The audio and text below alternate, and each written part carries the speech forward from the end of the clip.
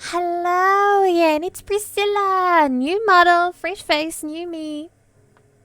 It's been a hot minute since we played Katawa Shoujo, and I am regretting living for so long. Not gonna lie, it's been a hot minute. I barely remember what was going on. But we're aiming for hanako, right? Hanako. As I said previously, we're doing a blind run first, and then we're gonna try and do runs for all the runs with a guide. Hanako? Am I right? That's the girl with the burn mark. Ba. Just double checking. Ba.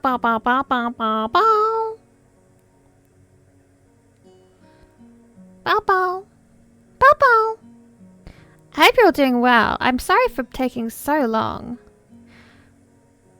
I was enjoying it. I just don't know. Yes, Hanako! Why did I think it was Hayako? Why was my brain saying, but it's probably Hayako, isn't it? You know, girl? It's probably Hayako. Who knows? My beautiful brain. It works. I promise. But we're back! I was looking at the VODs and I noticed the music was a bit loud. So we've turned it down a bit this time. And hopefully it works. It sounds better. But yeah, let's jump right in. Wow. After saying hi to Suzune and Misha, I start doing the work as instructed from the board. It already looks like today is going to be heavy. I don't have a problem with that now though. Shizune and Misha might jump on me trying to get an answer about whether or not I've decided to join the student council, even if it's just one day. I wouldn't put it past them to try, and I don't have an answer for them if they do, so this situation is convenient for me. About 10 minutes into class, Hanako walks in and takes a seat. Hanako's here! Yay! Hi, Hanako! Oh my god, girly! But no one looks at her. Huh? The teacher doesn't even comment on her lateness. Honestly, that's actually really nice. He does, however, stop us to say that we're going to break into groups again. Was he waiting for her before he said that? Before they built... Oh, that's really nice. I turn my head and see that Shizune and Misha are looking at me. Shizune gives me a smile that is equal parts cute and menacing. This is a smile that says, "We have you now. There is no escape."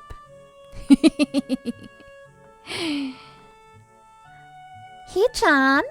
It looks like we're together again. Yay! Misha leans sideways while Shizune pushes her desk closer to mine. There really is no escape now unless I were to jump through the window. Are we on the first floor? Just wondering. Jumping out the window isn't the best option, sadly. We mustn't be on the first floor. Ah, Shizune. What's wrong, Hee-chan? Oh, Hee-chan. Have you been thinking about what you said yesterday? You said that you would think about joining the student council, didn't you? It's okay, Hee-chan. We were talking about it after you left, and it'd be rude to expect you to already have an answer as for this early, right? Right! I was so happy you two were able to have a laugh at my expense, and even more pleased to know that you both know how crazy the two of you can be. Optimism, girlies, we love it.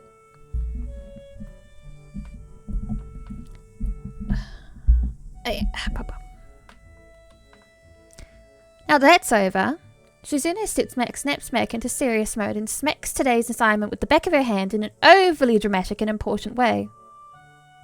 The drama. When I actually look at the stuff, it's mostly just reading. In fact, there are only 2 problems. Oh. I almost want to say something about her rush to get started seems a bit much, but considering the small amount of work. In fact, Shizune probably knows how little there is and simply doesn't care. She lives for the drama. She's just a silly Billy. Yeah, it seems like the workload doesn't matter to her as much as the fact that there is work. The actual amount is unimportant. She approaches everything with the same level of ambition. Hanako! While I'm reading, I let my eyes wander around the room and catch Hanako trying her hand at solving the problems. It looks like she's working alone. Oh. I can't remember seeing her working with other people before. thinking back to how shy she is, it's understandable. Hey, that girl over there. Huh? Huhi-chan. Her, Hanako, over there. Does she always work alone? I think so. Hee-chan, do you feel sorry for her because she's alone? I was just thinking that maybe she could work with us or something.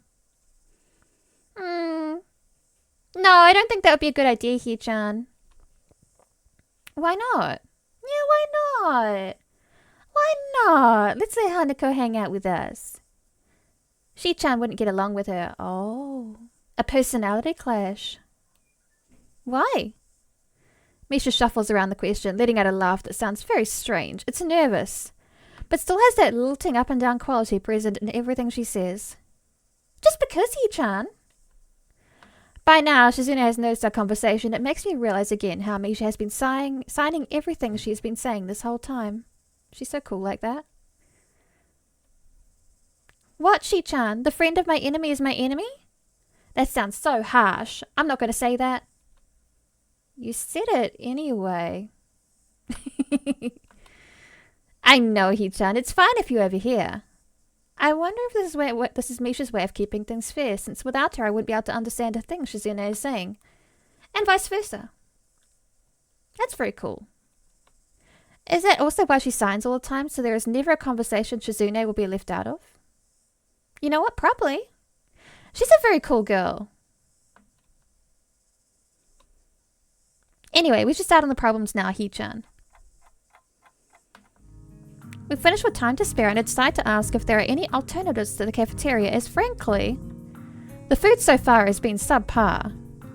This sends Shizune and Misha arguing among themselves about their favourite restaurants. All of them are downtown, so I don't think we have time to go all the way there. And what about the bill? Are they arguing just for the fun of it? I think they do that, yeah. It is fun to argue sometimes. Maybe. They seem so distracted by it they don't even notice the start of the actual lunch break.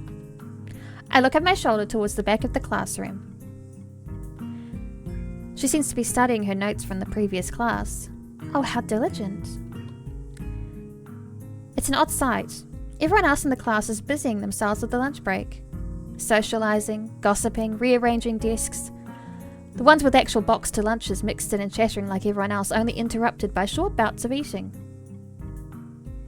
But when I watch Hanako, it feels that I'm the only one who can see her. Almost as if she was invisible. Sort of hiding in plain sight. Is she being bullied? Is she isolating herself from the rest of the class on her own accord? I see her look over her shoulder towards the classroom's rear door. Come to think of it, she hasn't turned a page since I've started watching her. I guess she's waiting for someone. What to do? What shall we do? I'm gonna talk to Hanako! Yeah! I still feel bad for making her run away yesterday, so I'd better say something. Hey there, Hanako? Hisao? Well, at least she remembers my name. That's the first step of our romance. That's the most important part. They have to know your name, guys. They have to know your name, otherwise you're doomed. Hey, I just wanted to apologize for yesterday. I didn't mean to startle you or anything. I'm just new here and I thought I should get to know my classmate. As Hanako looks up at me, I notice her scarring once more. It's a little bewildering that you can barely notice her from across the room, but it's so noticeable from close up. I think she's trying to hide it with her hair, my boy. I think that's why it's hard to notice from far away. That's okay. It was my fault. No, that wasn't anyone's fault. It just kind of happened. So you waiting for someone? I saw you looking at the door before. Yes. Lily. Oh, you mean Lily the blind girl? Hanako only nods in response, and I can't help but wonder if defining people through their disabilities is a faux pas of the worst kind, or just normal here. Hard to say. Hard to say. It's a bit weird out in the wild world, but like this is a school for disabled kids and social rules might be a bit different. I guess that explains why Lily took off after her yesterday. She seems like a nice girl. Are you two friends? Yes. As if hoping for Lily to appear, she checks over her shoulder again. Oh, I'm sorry, Hanako. I'm stressing you out. I think I'm making you nervous again. Yep. Yeah, we are. We are. I hope I'm not disturbing you right now. No, that's not it. It's just easier if Lily doesn't come here. Oh, because it's hard to get around the classroom? Not really. Hanako's gaze drifts past my shoulder and towards Shizune. Ooh, drama. The drama. Oh my god. Shizune? Hanako nods again. What about her? Don't they get along? Hanako shakes her head. Clearly this is something that she doesn't want to talk about. It does make a strange sort of sense. Shizune and Lily not getting along so well. Communication between the two would be all but impossible. It's hard enough talking to Shizune through Misha even when you can see whose hands are talking. Hanako is so focused on Shizune that I'm the first to notice Lily at the door. I really like Lily too. She's cool. Oh, she's here now. Hanako spins around to confirm this. Upon seeing Lily, she moves quickly to the door. Ah, the queen herself. Lily. Ah, Hanako. Good morning. Is the president here? Yes. Hanako glances over to her shoulder at Shizune again, as if to confirm she can't hear them, even though that's impossible. I suppose we'd best be off then. Lily's sigh and tone of what seems like frustration makes me raise an eyebrow. I guess there's some kind of enmity between the two. That's normal though. Personality clashes are normal for humans. It's actually really cool that they go out of their way to not interact too much so fusses don't happen. That's very mature of them. Instead of constantly picking fights about it and trying to snipe at each other, it's very good. It's intriguing. But that's not really something I'd ask about. I'm sure if they wanted me to know, they would tell me. It's only my 3rd day here. I should be trying to make friends and not finding out why people are enemies. Still, it's a little funny to find out the school has little feuds, just like my old high school. Teenagers everywhere, they love their feuds. Adults too. Feuds are a normal part of humanity, I have to say. It's the clashing of resources and needs and everything. Even if people are more tolerant of others, they're still going to get on each other's nerves. Hey Lily, how are things? I'm sorry I made you run off yesterday. Oh my, is that Hisao? I didn't realize you were here. It seems that Lily is a little embarrassed about being so frank in front of me. Sorry, Lily. I thought you realized. No, it's all right, Hanako. Hisao, please don't worry about yesterday. It was just a misunderstanding. If you say so. I'm still working this place out. Well then, I'll think you'll find most people here a little more forgiving than elsewhere. If you're feeling a little confused, please don't be afraid to ask questions. Sure, I remember that. Lily. Lily gives a small nod of acknowledgement. I'm sorry, Hisao, but we must be off. Hanako really doesn't look all that comfortable here right now, and Lily still seems a little embarrassed. I wonder if my apologies really made an impact. Mind if I accompany you two? I guess I'm kind of pushing it, but... Lily hums quietly, still smiling. Oh, she's so cool. Thank you for letting us... Thank you for letting us join, you and Hanako, Lily. Very kind, very kind. I'm sure that we could accommodate you, can't we, Hanako? She looks at Lily, then at me, and she freezes, wide-eyed. Sure. Well then, shall we go? I'm sure Lily wouldn't do this so easily if she saw how frightened Hanako looks, but it can't be helped now. Declining after the deal is sealed would only cause confusion and problems. So we leave. All three together. The The hanako infiltration is working. Lily walks beside the wall, letting her cane gently tap against it every now and then. Hanako comes along right beside her, so close that she is practically half hugging her as they go. Although it must make her walking that much harder, Lily takes it in stride. As we turn around the corner of the hallway, something hits me in the chest with the force of a steam train. Hanako shrieks a little and my vision briefly goes black. Ouch. Oh, hey, cutie. Opening my eyes, I see a pair of saucer-like green eyes looking up at me. I fear I am not immune to pigtails. They belong to the perpetrator, a short girl who bumped into me and has now fallen down onto the hallway floor. She moving like Sonic for real. She wears a PE uniform and a very worried frown. The former strikes me as a rather strange thing to have on during a lunch break. She's just like super diligent. More striking than that though is she doesn't have legs. You know what, I did notice that.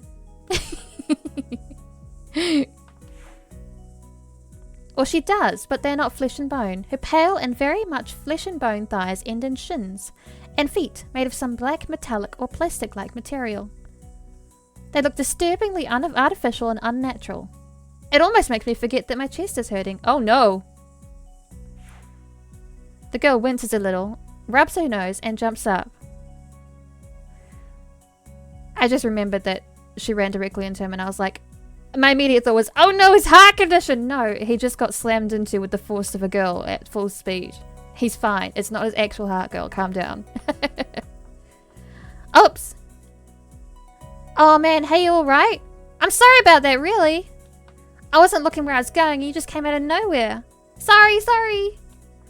She's looking really apologetic in the hurt puppy way of looking apologetic. I fear that would work on me. I quickly forget about being angry or anything, since hurt puppies are my weak spot. Yes!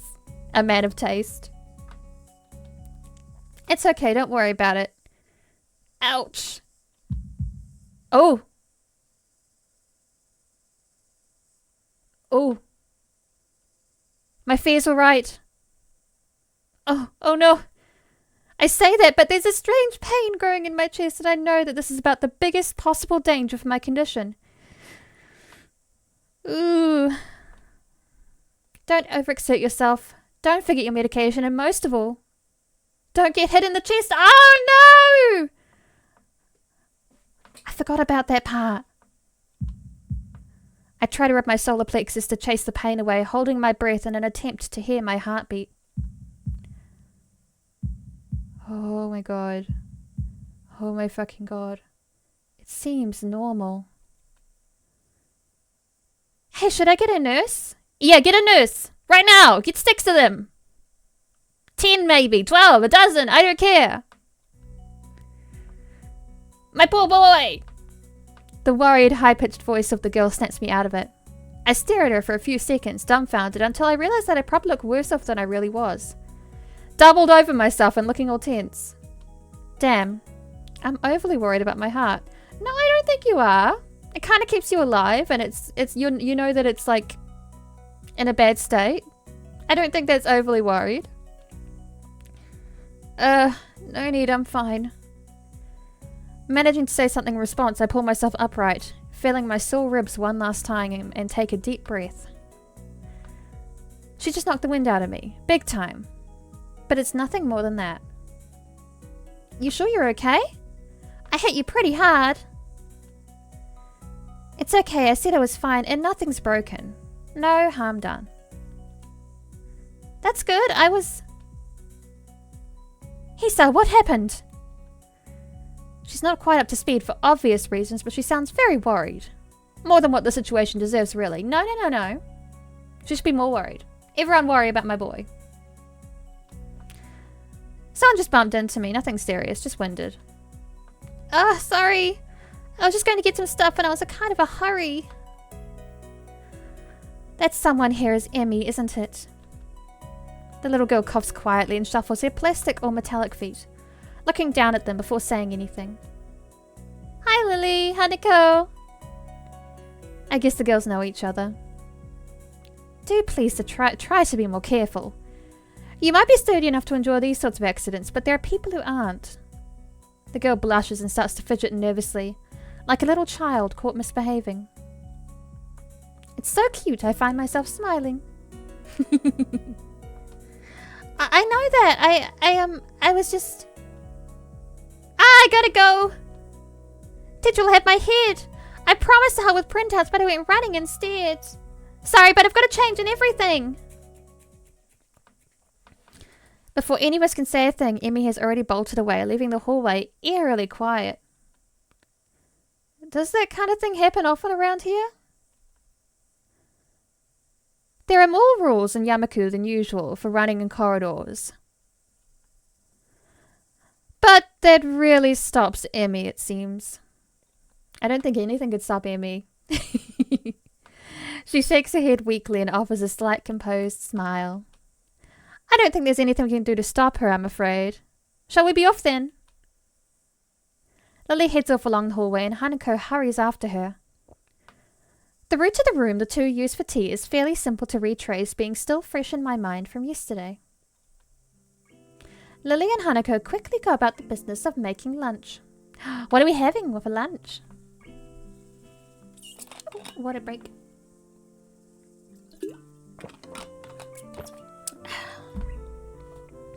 What are we having for lunch, Uwu? Before I can even open my small bag of food, Lily's busying herself with her thermos and tea bags as Hanako is setting out both their lunch boxes. So is this what you mean by coming here almost every day? Yes. Hanako and I usually have lunch here. It suits both of us, so we ended up using the room regularly. After seeing Hanako's reactions to me over the past couple of days, I can understand why that is a boon. That, and Lily being able to get some quiet away from her class as well. I take my seat last after Lily's poured the tea for us, and sits down. Oh, how cute!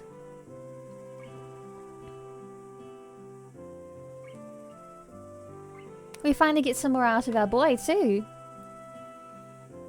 You really get to see how he's just kind of an average guy. The most time I spend with these two girls, the more I think they're a perfect foil to Misha and Shizune. Even without a voice, Shizune is direct and brash. It's one of her best features. And Misha seems to get along with everyone. On the other hand, Lily is soft-spoken and relaxed, while Hanako seems to be the shyest girl I've ever met. So how are you faring in Yamaku-Hisao? You seemed a bit flustered before. Apart from getting lost every now and again and being crash tackled outside my classroom? Fine, I guess. You looked pretty hurt before. Are you really okay? For a brief moment, I considered telling Hanako and Lily about my condition, but then I hold it back. I can't tell why, but for some reason I feel uncomfortable talking about it to these relative strangers, even if they have been pretty friendly. You're still dealing with your issues of feeling like you're being the weakest link. You're still dealing with those complexes, my boy. It's okay, you'll get there. Yeah, it's nothing. I was just a bit startled. Judging from the two girls' expressions, I don't think they're buying it. I'm not surprised they're not buying it, Hisao. That was a shit lie. But what I assume is their way of respecting my privacy. They don't press the matter. Oh, that's very cool. I guess that is one of the unwritten rules around here. Don't ask. Even if people's conditions are obvious like Hanako's, there's still bound to be a story involved. Everyone has things that they don't feel comfortable speaking about. And I think everyone here recognizes that. That's really sweet. I like that. So, how long have you been in this school? You both seem to know your way around pretty well. Well, I've been here since the start of high school, but only moved into the dormitories a year ago. Hanako joined at the start of high school as well, and moved to the dormitories when she did, if memory serves me right. That's right. Since high school. So you've known each other since then? Since I moved, yes. Hanako lives next door to me, so it's only natural, right? Okay, right. Yeah, of course. Living next to someone is probably reason enough for them to befriend them. Though I'm guessing that Lily's blindness played a part in it as well. I can't imagine Hanako easily makes friends with someone who has to deliberately avoid looking at her scars. With the immediate conversation dried up, we start to eat our lunch. Nom nom nom. Oh, we didn't learn what they were eating, did we? Boo! I wanted to know.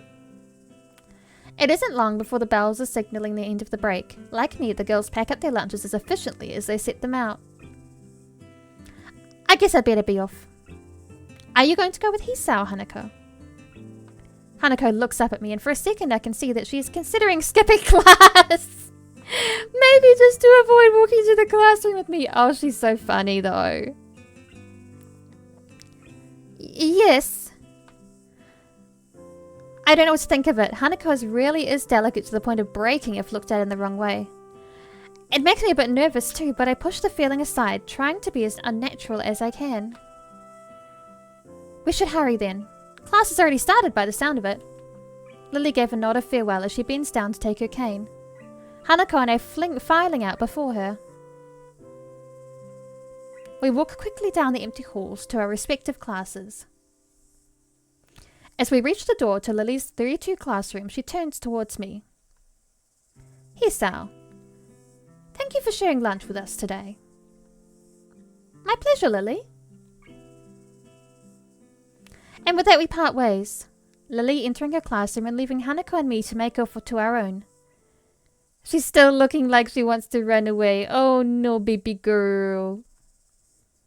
So, do you really want to go back to class now? Yes. Okay then. I feel like I should say something more to her, but it's hard to come up with anything that would be appropriate and safe enough. And Lily was right. The more time we spend out here, the more explaining we have to do. I open the rear door to the class and walk in. The teacher looks up at me and opens his mouth to say something. However, as Hanako follows me in and closes the door, he simply nods to us and continues his lecture. This is the third time that Hanako has had her truancy practically ignored. There's definitely something going on here. We make our way to our seats, and I notice that Misha and Shizune are both missing as well. I wonder if it is some sort of informal agreement with the staff, or if it's just a perk afforded to the unique students of this school. Trying to make as little disturbance as I can, I extract the relevant textbooks from my bag and start catching up. The class goes on quietly. The teacher seems like an okay person despite the weird first impression I got, and the material is relatively interesting. However, the way he teaches is really bizarre. It's as if he expects that everyone is a natural genius. When the final bell sounds, I realize that there is still a lot of time left in the day, and I'm left wondering what to do.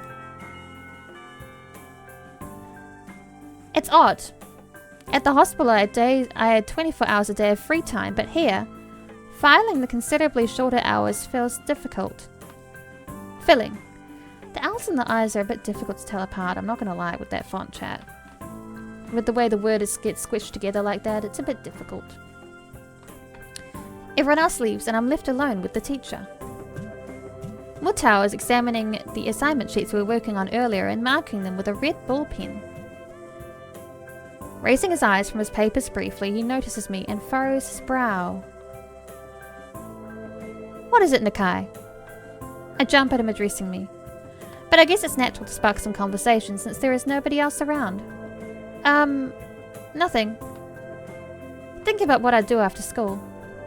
Teacher slowly puts the cap on his pen he's holding and arranges his papers into a stack, clacking it against the desk twice. He seems very methodical. And for a brief moment I'm reminded of Shizune, but the teacher is more unhurried and relaxed, much more routine. You have no plans? No. I considered joining a club, but don't know what kind of club would interest me. Go observe a meeting someone else's club. Might pique your interest. I guess. But I don't know how to continue from there.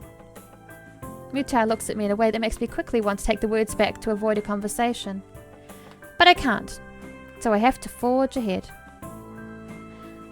I just don't know how to deal with people.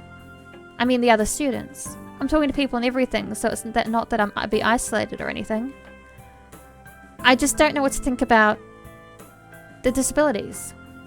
It's like, it feels like I'm being impolite if I pay attention to them, and it's weird to ignore them. Damned if I do, damned if I don't. The teacher scratches his cheek absent-mindedly, looking very unresponsive. These things are only an issue if you make them one. So true! Yes, yes. It's only weird if you think it's weird. You can talk normally with someone even if they're blind or something. Try to look behind the superficial. There's not a single student here who isn't just a normal kid behind whatever they might seem at first glance. He says the same thing as Yuko did. I know they're right, but it's hard. How can you not consider, for example, Shoujo's deafness when the only way to communicate with her is to talk through Misha? Or Hanako. It's not like you can ignore her face. But I'm interrupted by the door of the classroom suddenly slamming open! Teacher! Misha crashes in, hands straight, an enthusiastic greeting, her voice loud and lively enough to wake the dead from their graves. She starts towards the teacher's desk with her bouncing step, hands energetically swinging with the rhythm. Mutao, visibly dismayed at the interruption and Misha in general, slumps in his chair. Mikado. Misha stops in her tracks and looks around cluelessly, as if she's sensing from his tone that something's wrong, but has no idea what. Yes? We have talked about volume control before. Yes? Wait, she doesn't lower her voice at all, and the teacher just rubs his eyes. Oh no. So what is it? We need help! We're running out of supplies for the festival stands. Oh no. This is a distress! She waves a pink slip of paper she's holding around. So, go get more supplies from the art room. What's the problem with that? Plywood! Plywood is always the problem. Last time we wanted more, there was only a little, but that time we just took it all and went with it. Now there's like none left there. So do you know where there is some? I don't understand. How would I know? Shi-chan, I mean the president thought that a teacher would know if there was plywood. Was she wrong? Mutai looks like he is in great pain. Frowning with his entire essence. And Misha doesn't get it at all. Looking at the two of them communicate is terrible. Like looking at a man being tortured by drilling his skull open while blasting pop music at full volume at the same time. I'm afraid I have no idea if there is any plywood in the school, let alone where it would be if there was any. Aww, what should I do? Perhaps try to find Mr. Nomiya? I'm pretty sure he would know where to find everything you need. You'd have to pry them from his cold, dead hands, but that's a different matter. Aw, I don't have time, we're so busy! She holds her head with both of her hands, looking as despairing as it's possible for a person like her. Without even noticing, she crumples the note she's holding against her hair. I shouldn't even be fetching these things, there's so much to do and we're falling behind the schedule. Mutai looks at her gravely and then suddenly smiles. Smiling doesn't really fit his face. I think it'd be better if he didn't. Oh, don't be mean. Everyone should get to smile. I wonder if you could get some temporary help. He switches to staring at me focusedly with a hard expression as if trying to say, go make some friends.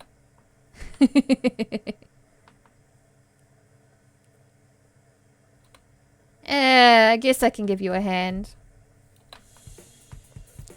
You can? Thanks, Hee-chan. You're really nice. She pauses, does a double take, then points it with her finger, yelping, ah! And looking very puzzled. Come to think of it, what's Hee-chan doing here? Class is over, you should be having fun. We just had a little chat. Oh no, it's not detention, is it? Are you in trouble, Hee-chan? No, I'm not. Is Hee-chan in trouble, teacher? No, he's not. Mutai sighs deeply, and I feel that I have to help Misha to get her off the teacher's back. So what do you need? Here's a list. I can try to find the plywood from somewhere if there's none in the art room. She offers me the note she's holding. I take it, hesitating a bit. I said I'd help you, but this has no implications on whether I'm joining the council or not. Aww. Still, thanks, Yu-chan. Try to be quick. We're in a stall building streak now. We must hurry, hurry, hurry. She bounces out of the classroom, leaving me and the teacher looking at each other with something that feels like a silent agreement. Well, there you have it, Nakai. You have something to do now. Please don't sound so smug. Looking at the list with a number of items ranging from paint to plywood, all written with small, neat handwriting, there's undoubtedly Shizune's. I heave a sigh. I'll be going then. Waving the long list limply at the teacher, I exit to the hallway. The classrooms closest to ours are designated belonging to classes 3-1 and 3-2 on the right side, and 3-4 on the left side, each door looking exactly the same. Further down the corridor, still with identical doors, are rooms that I didn't think were used for classrooms. I guess the art room is not a classroom as such. I carefully push open the furthest door and peek in. It's a classroom, but it seems rather badly kept or not in use. Am I in the right place? Desks and chairs are all around the room, a thin layer of dust settled on them. There are some easels in the corner, so at least this looks like the right place. The room is flushed in sunlight from the big windows, shadows creeping all over the desks. Specks of dust are dancing in the stagnant air, making the beams of light almost visible. Jokingly, I call into the empty room. Anybody? Something catches my eye and I stop mid-sentence. Oh, hi! Sitting on a desk is a short-haired girl, curiously wearing a boy's uniform with a fork between her toes, a morsel of food stuck firmly on the end. The odd way of dining seems to be caused by her apparent lack of hands. But her presence here was what takes me back even more. How did I miss her before? She's sitting in a corner very still, but I still somehow took her as a part of the furnishing, or as a statue at first glance. I'm not being too observant today as a whole. No, not really, Hisao. You're being a bit messy. Girl seems to be frozen in place, staring at me with her huge eyes like a rabbit in headlights. She's staring at me, her mouth wide open, ready to accept the fork. I'm staring at her, my mouth wide open, suddenly remembering I didn't finish my sentence and trying to think if I should. The weird stalemate keeps us both stunned into silence, punctuated only by the wall clock, ticking rhythmically. Hello?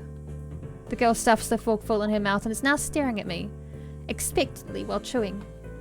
This is a bit awkward. Hello? I was told to pick up some supplies from here. For some festival stalls, I think. I didn't think there'd be someone here. There isn't. That's why I came here too. She's clever. She picks up another forkful. Doesn't that mean you're here then? She raises her eyebrows as if she was suspecting my observation was false. You are pretty observant, I guess it does. But who are you? The girl is pretty straightforward, isn't she? I'm Nakai. Hisao Nakai. I just transferred in on Monday. I'm Rin. Tezuka Rin. Rin Tezuka. I won't shake hands with you, but at least we know who we are now. Oh, she's funny. That's very nice. Her deadpan manner of talking makes it hard to determine whether she's joking about shaking hands or not. It kind of bothers me. Joking about these matters doesn't feel appropriate at all. Well, it's not your disability. She's allowed to joke about whatever you like. I like joking about my disabilities. Well, I'm trying to figure out what's appropriate and whether this girl is.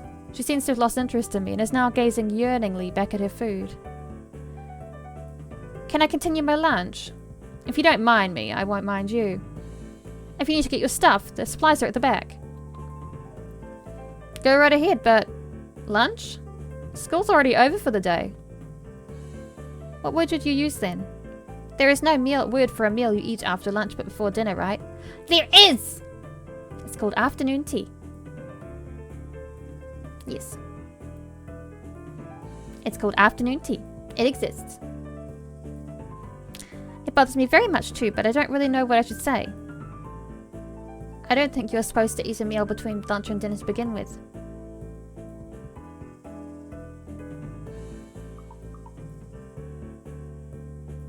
I'll eat when I please, thank you very much. But I'm hungry now. Exactly. If you're hungry, you should eat. And my delicious boxed lunch would go to waste otherwise. Oh, she's not wasteful? Very good trait in a woman. I have curry. It's very delicious. Oh, what kind of curry? With much decisiveness, Rin once again picks up the fork between her toes, and with at least as much impoliteness. She points it straight at me. I like her. So Nakai, what brings you to this place? Like I said, I was told to look for these things. No, the school. From outside, you look fine. Is your problem inside? I come to a full stop, opening my mouth but not getting a word out. I can guess. I'm good at guessing. Better than most people. Rin cuts me off before I can answer a question or skirt around it somehow. I don't know which I would have done. I froze in front of this issue again. I haven't even told anyone here about my condition, or maybe it's only because it hasn't really come up. I do get the feeling that not making an issue of this is a part of the social code here, as the teacher said. I wonder if the people here could relate. Probably not any better than any normal person could. I can't relate to Shizune's circumstances, or Lily's either. Naturally, while I go through this in my head, Rin keeps considering what my condition could be, with an overtly contemplative look on her face.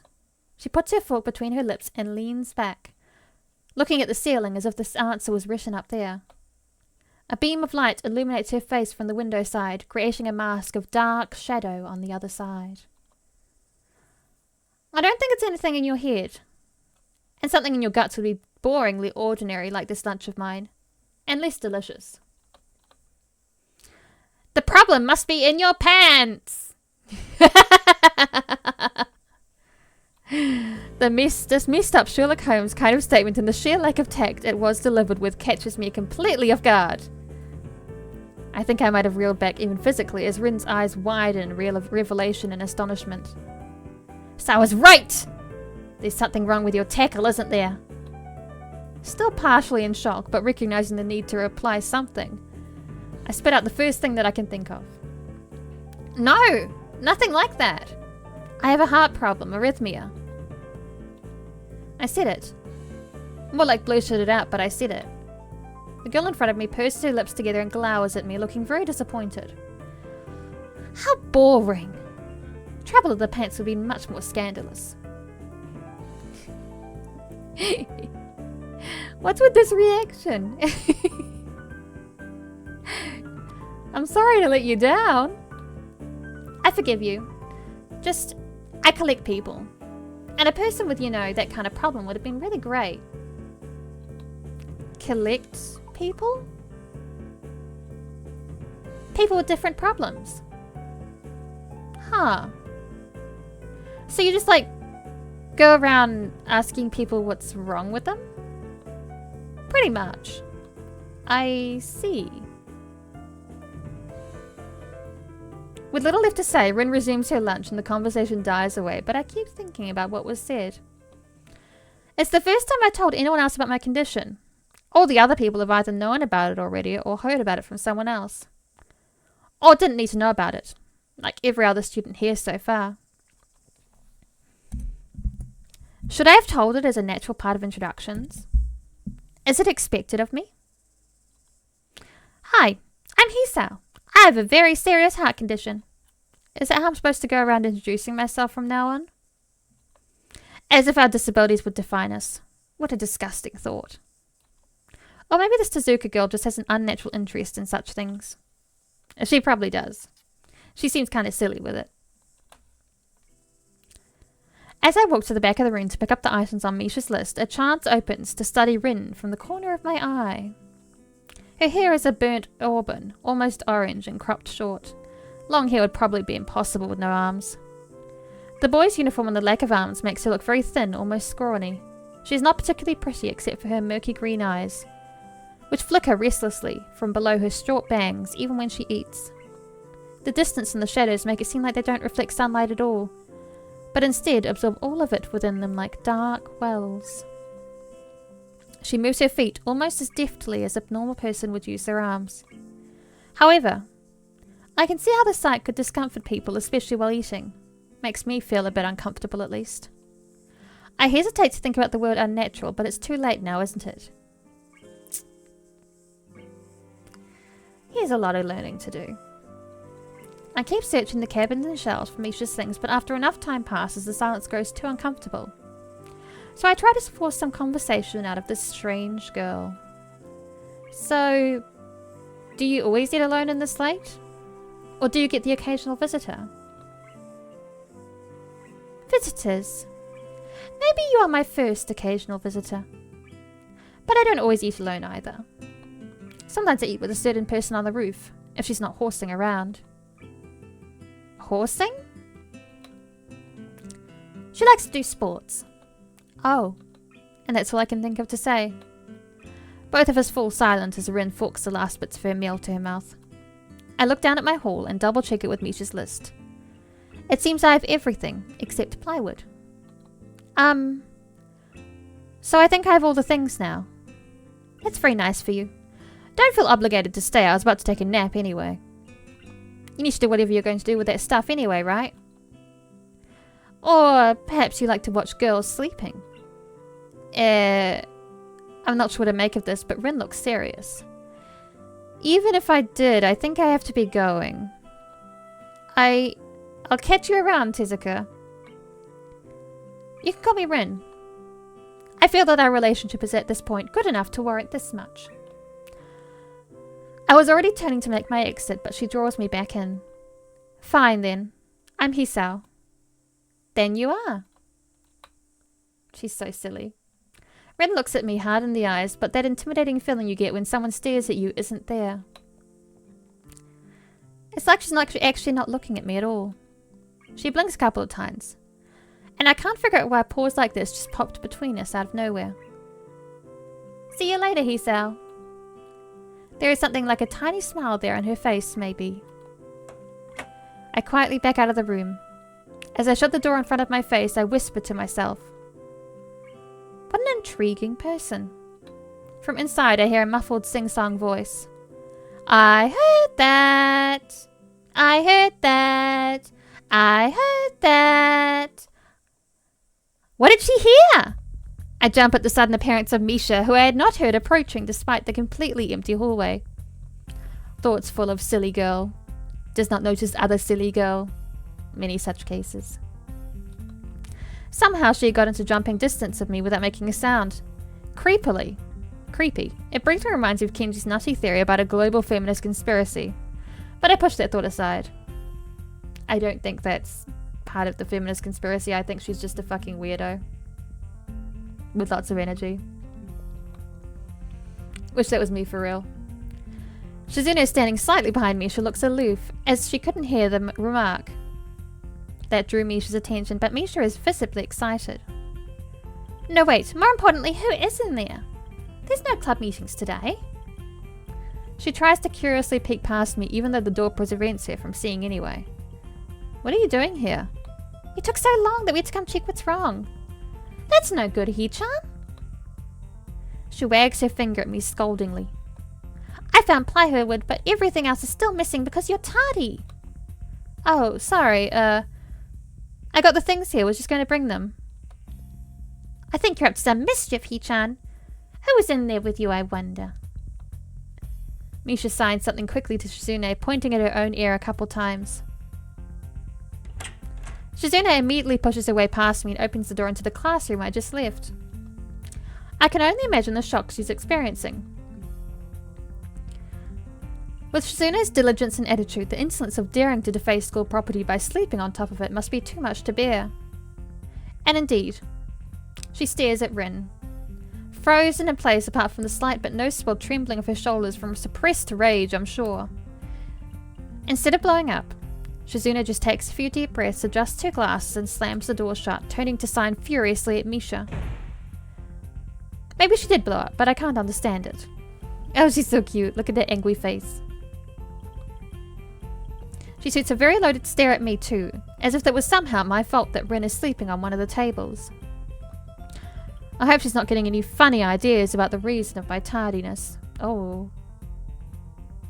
How dare she assume that you get around. That would suck. That would suck for a guy, totally. Hello.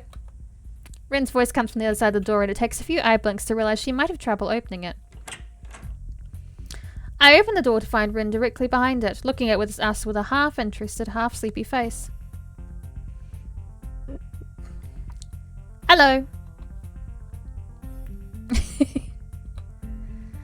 Miss Tezuka, what do you think you were doing? You absolutely are not permitted to use skull property in such a, disgraceful activity. It sure is suddenly very crowded in here. I didn't know I was this popular. It's hard to say whether she's unhappy or unhappy about this turn of events. A mix of the two, maybe? At any rate, she ignores Shizune/Misha's scolding, so they have no choice but to drop the issue. Shizune taps Misha's shoulder, pointing at Rin and makes some quick signs. Popularity aside, please don't do that anymore. Anyway, how's your project going? Will it be done for the festival? Rin looks at them blankly, apparently at ease under the pressure Shizune's cold stare is putting on her. I keep wondering about that myself too.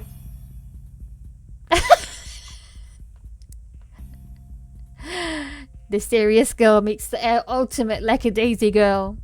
Chaos. Terror. And? We'll think about it harder. As Misha signs her reply to Shizune, her face turns into an unsatisfied frown. Miss Tezuka, please try to take this seriously. It'll be a disaster if the wall looks like someone threw up their lunch onto it. Rin nods assertively. We'll think more seriously. I'm relating to Rin, she's great. Misha actually giggles at that, but Shizune doesn't, not even after translation. She just shakes her head, takes the materials from me and takes off with Misha in tow. Rin frowns thoughtfully as she looks after the retreating student council duo. How rude. It's true though, I must finish my project before the weekend. There'll be dire consequences if I don't. The end of the world as we know it. Like weekends usually are, but more dire. I love her. Oh, she's great. Much more dire. Maybe I'll postpone my nap. To unforeseen future. I'm about to ask what project she has and what are these apocalyptic consequences. But she walks back into the art classroom. Since you have nothing to do, would you give me a hand? The paint can doesn't fit into my bag, but I need it. She kicks lightly at a huge can of paint that's lying on the floor next to the table she was sitting and sleeping on. It lets out a dull clang. Being the gentleman I am, I naturally pick it up. Heavy. Yeah, sure. Where do you need to take it? Away. And with that, she takes off to the hallway, me and the paint can following, since there's little choice for either of us. The hallway is quiet and empty now, with Shizune and Misha gone, so we too leave towards the stairwell at the other end. Every 10 or 15 or 20 steps, I have to change the can from one hand to another, because the thin handle cuts into my palm. At least it keeps my arms from tiring too fast. They should put like a rubber softening thing on paint can handles, so it's like cushions the hand and so you can hold it better. That would be a good idea, I think. Personally, that's my opinion. Rin strolls on beside me with an uneven pace that I have trouble matching. Or maybe I am walking weird because of the extra weight. I think we are possibly walking funny. Because we also keep shifting the weight too, so that would make us walk funny. It seems one of us is constantly walking too slow or too fast, and I can't figure out which. She may also be walking funny to mess with us. Also, she could be like walking quote-unquote funny because she doesn't have any arms to balance the motions. Like, that's a thing. Like, you know how birds who walk, they bob their heads to like balance the gravity of the motion to make things work better? It's a similar thing when like humans like swing their arms when they walk. It's a gravity like physics thingy. 2 flights of stairs below, trouble appears in the form of the head nurse and his fox-like grin. Ah, Miss Sendakai, what a happy coincidence. Tezuka too, of course. He nods courteously to Rin, who does not acknowledge him back, then turns to me, because obviously it's me who he had some business with. There is something I forgot to mention on Monday. I nod and wait impassively because I can't even begin to guess what he forgot. The feeling of the handle delving deeper into my skin doesn't make me feel enthusiastic about this interruption either. It's about your medications. Since you haven't been that long on your current medications, there might be some unexpected side effects which might require adjusting dosages or even changing to another kind of medication. So we will do a few tests regularly, but what I'd want is for you to keep an eye on everything in your condition that feels off, if you get what I mean. Nausea, headache, anything. And come and see me if anything happens. Alright. So how are you? Everything fine? I give up and drop the can to the floor before answering him. Apparently this takes longer than my biceps can handle. I'm about to say something generic as an answer, but then I realise how often I've done that lately. Other people have asked me that too. Teachers and students here, my parents, visitors, nurses, doctors at the hospital. Everyone seems to be concerned about that. It's natural for a hospital. Not so much for a school. Except this school. This is a small school, and both the student base and the faculty seem to be very tightly knit. At least that's the feeling I'm getting. And this is not the kind of school that gets transfer students too often. The thought sends shivers up my spine, but I give a generic answer anyway. That's great. Also, one other thing. My sources tell me that you've been at neither the school track nor even the pool. So I'd like to know if you've taken up to exercising as I asked. Of course I haven't. But his way of inquiring gives me the feeling that I should have been running my ass off on the track since the very first day. You have people spying on me? Not as such. I just happen to know a few people. But that's not the issue here, so don't try to slip out of it. Well, I was actually just doing some improvised weightlifting as an exercise. I pick up and lift the can up and down a few times like some sad imitation of a bodybuilder, even though it's weighing down on my arms painfully. The stupid grin disappears from his face for a second, then comes back like it was never gone. Tezuka, would you give us a second? The nurse grabs me by the shoulder without waiting for Rin's permission, which he didn't need in the first place, and drags me aside. When I told you to exercise, I wasn't joking. I understand that you're still in your first week and all, but please don't ignore the importance of this. The reason I'm coming down this hard on you is that habits are not easy to form. The more you slip and postpone, the harder it'll be. It's the same with everything, like dieting. Can you promise me to be more serious about this from now on?